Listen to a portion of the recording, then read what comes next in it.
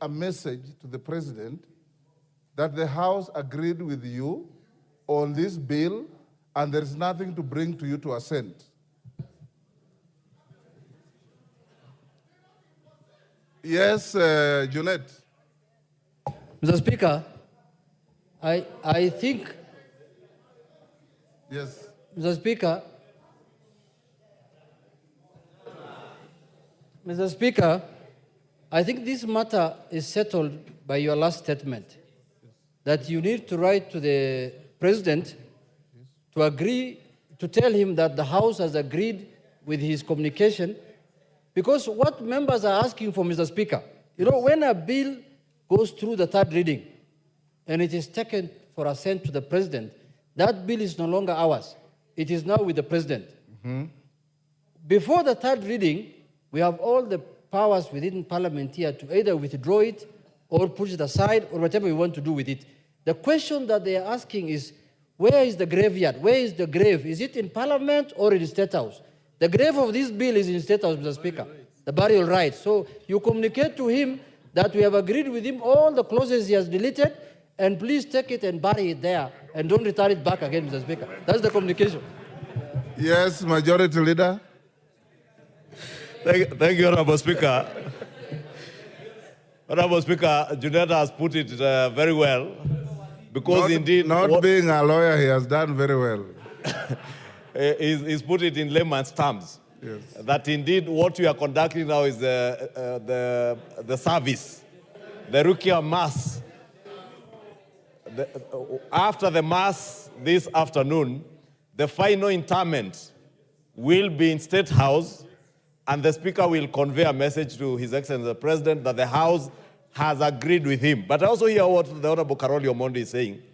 And probably, Honorable Speaker, if, and I say if, we were under ordinary circumstances, there are probably certain things, like the tax amnesty that was being granted to Kenyans, that maybe the Honorable Karoli Omondi or any other member of this House would have sought to save from this bill, and then the Honorable Speaker would have had something to present to the President, negating his reservation, because what has happened with this, the death of this finance bill, Kenyans who are going to enjoy tax amnesty for the next 1 year will now not enjoy that tax amnesty.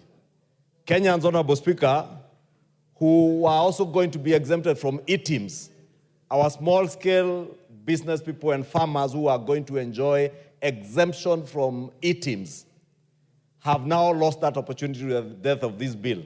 But, Honorable Speaker, maybe is some of the learnings that we will continue to learn as a country, that when we consider bills in this House, and Honorable Speaker, I think the questions that are being asked to you by the member for Keio South, the member for Suba South, and also the issue raised by Senior Advocate Otiende Amolo, are critical in informing Kenyans, Honorable Speaker.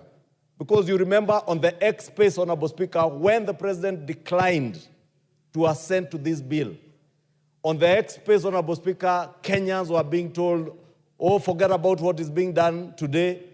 This bill will actually still become law at the lapse of 14 days. And it is good for Kenyans also, Honorable Speaker, and I'm saying this because to thank you for indulging those questions and even the issues raised by the Honorable Otiende Amolo through Honorable Millie, for Kenyans now to be informed that a bill can never become a law or an act of parliament unless and until it is assented to by the President, or at the lapse of 14 days, if the President does not assent to it or send it but does not act, does not do anything. If this bill was sent to the President and he stayed with it for beyond 14 days from the time it is presented to him, then it became law. Honorable Speaker, these are some of the untruths and falsehoods that were being peddled out there, Honorable Speaker. And because, Honorable Speaker, as we said during the Kamukunji, in a way, just like the President considered that his government had failed Kenyans in terms of being able to communicate even ourselves as a House, Honorable Speaker, and I said this in the Kamukunji and in our leadership meeting, we have also failed in communicating and letting Kenyans know what actually goes on in this House, Honorable Speaker. I remember many Kenyans at the end of the second reading believed that now that was fait accompli and the bill had come to an end. That is why even on the 25th of June, many Kenyans did not understand that even part of the amendments that were being done were helpful. And Honorable Speaker, it is a lesson for us following the death and eventual interment of this bill, for us as a House probably to bring back the parliamentary open days.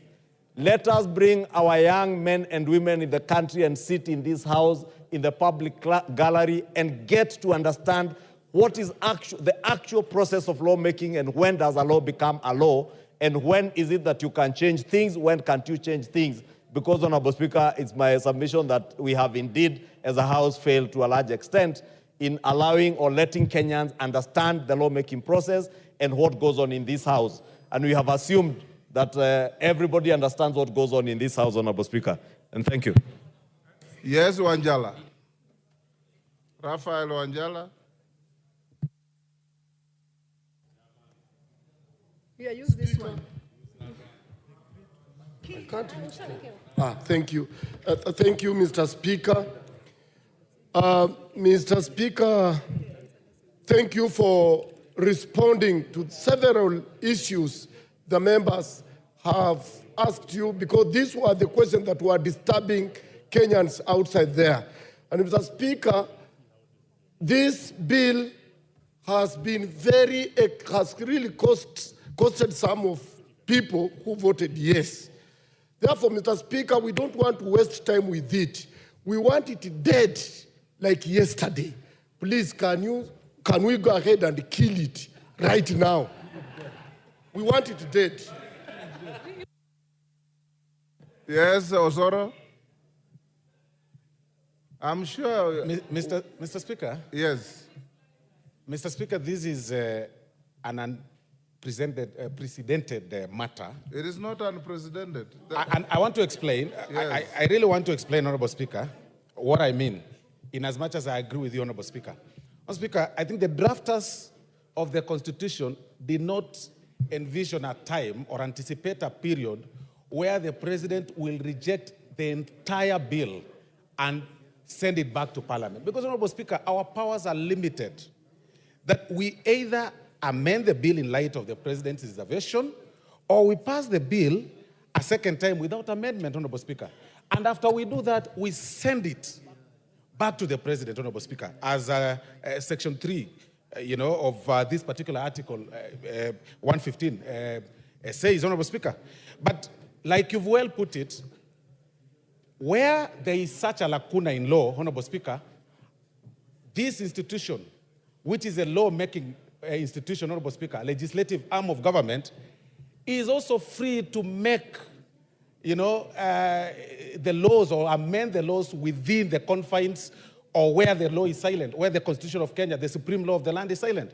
And like you've said, the Gikaria matter was rejected by the President. We also rejected the Gikaria bill here, and you communicated an empty document. So what needs to come out clear, that in such scenarios, you communicate emptiness, you communicate a blank bill and say, we've agreed with you, and that then becomes the standard procedure, Honorable Speaker. But what the Honorable members are asking, what do you take back to the President? Do you take back to the President a deleted bill, or do you take an empty document? That is what This matter, I'll convey to him a message that the House has agreed with your reservations on this bill in its entirety.